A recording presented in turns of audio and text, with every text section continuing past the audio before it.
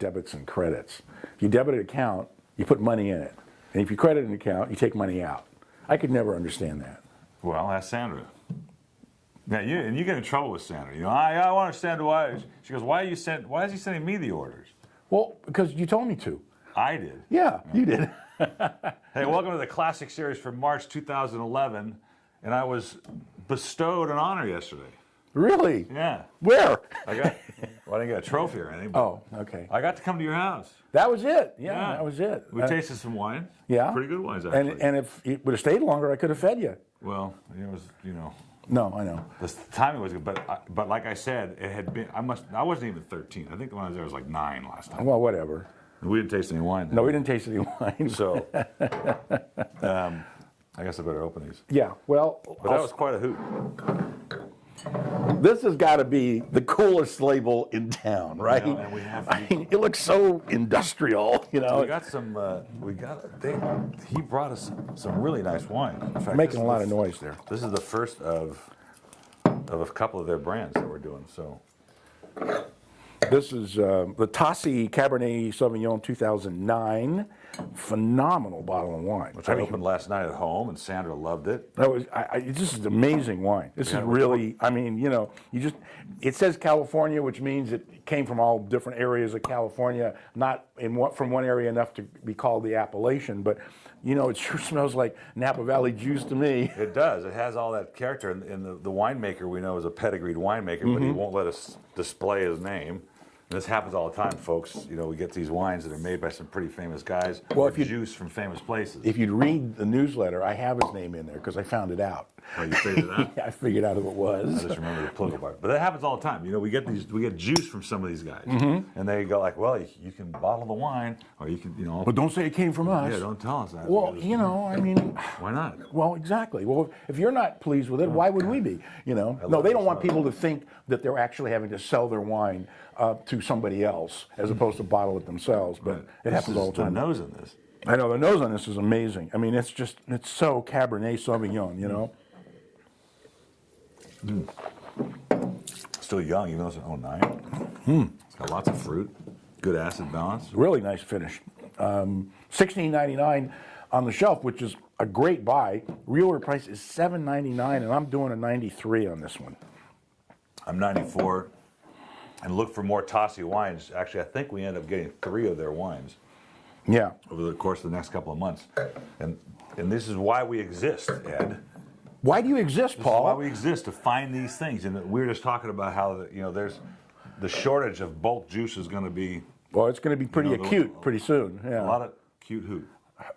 It's a term. Obtuse? It's an upscale term. Okay, so because that's one part of the agricultural product. You grow it, you pick it, you crush it. How much do you have left? That's what happens. But it doesn't affect what all these wonderful wineries that have wines out there that are sitting on that have cases and cases of it that send it to us to try. And that's what happened with this Tassi. It's 2009. There might be a shortage in Napa, but there's not a shortage of case goods that we can find to do. Now, we tasted this yesterday, and this is the Eden's Eve. Smells. It's better today even. And it's just opening up for us. And I love the wine. These two wines. Great nose. The subtlety is just. What a nose on that. I mean, does that scream Sauvignon Blanc or what? Yes, and it's not that obtruse. Here's another fancy wine word. Obtuse. Obtrusive. No, you made up a new word called obtruse, actually, and you heard it, right? Which doesn't exist, except now once it's said, it actually exists. You know that? That's my take on it all.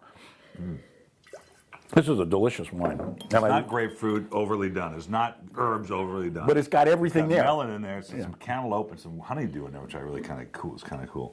Yeah, it really. It's just spectacular. I mean, I'd never guess it was California. But it's also Lake County.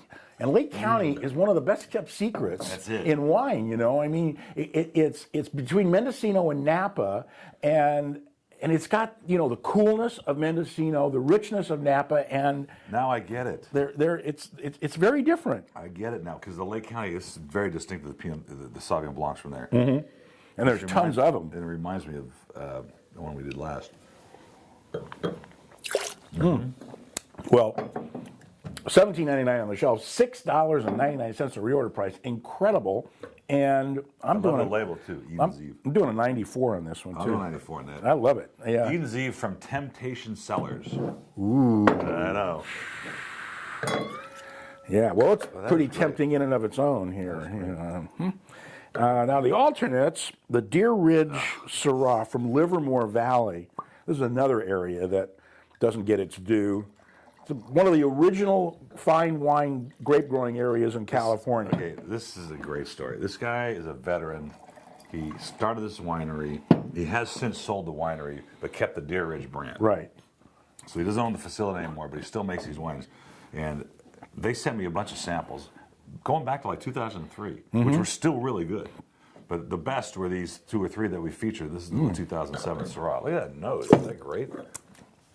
Holy mackerel. Oh, man. That is an amazing bottle of wine. It's really rich, really big, and it's a 2007, so it's got some age on it. It started to mellow out a little bit. It's the Syrah, that Syrah flavor of that animal earth that some people go nuts over. I'm not crazy about, but it's subdued in this, and I can deal with it. And it's just Dark chocolate. It's really Leather, chocolatey. little, I mean, this is ouzo really, in there. this is really chocolately. This is amazing wine. What a steal! I mean, God, What a character. Trying to do business with him wasn't easy. I mean, Why? I just didn't answer the calls when he got him. He's kind of gruff and rough, and I'm just like, hey, I'm just trying to buy some wine from you, you know. But it got what we wanted, got it when we needed it. We had a couple email specials from one of the other varietals, and he's got more coming to us. Yeah. Really? Again, Good. yeah. This is a 95 for me. I'm going to have to go 95 as well because it's a really phenomenal wine, and at $7.99, that's got to be one of the best values we've done in a long time. I mean, they're all great values, but this one just really hangs in there. With a completely lathered pork ribs with a smoky Pork ribs, sauce. barbecue sauce, smoky. Oh, you hit all the right notes. Perfect.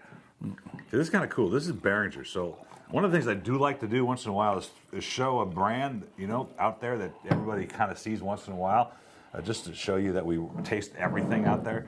This is the 08 Behringer's.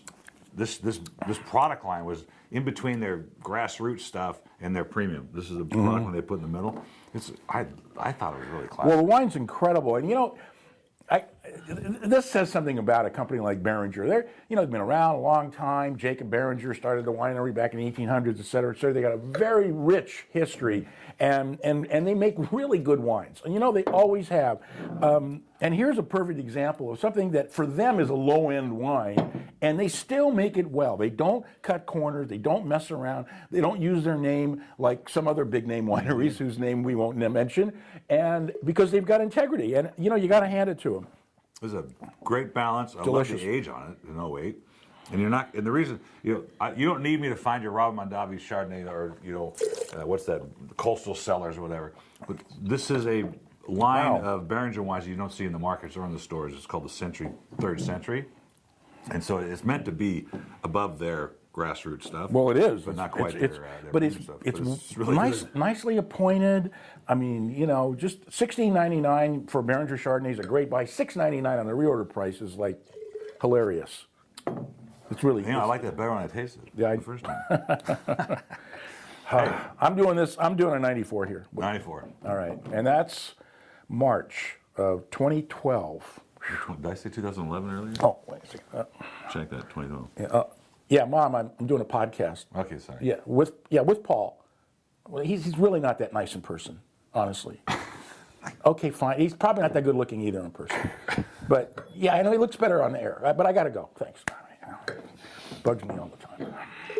What was your this mom again? bugs you? Was it probably my mom? I love your mom. I'd trade moms in a second. Are you kidding?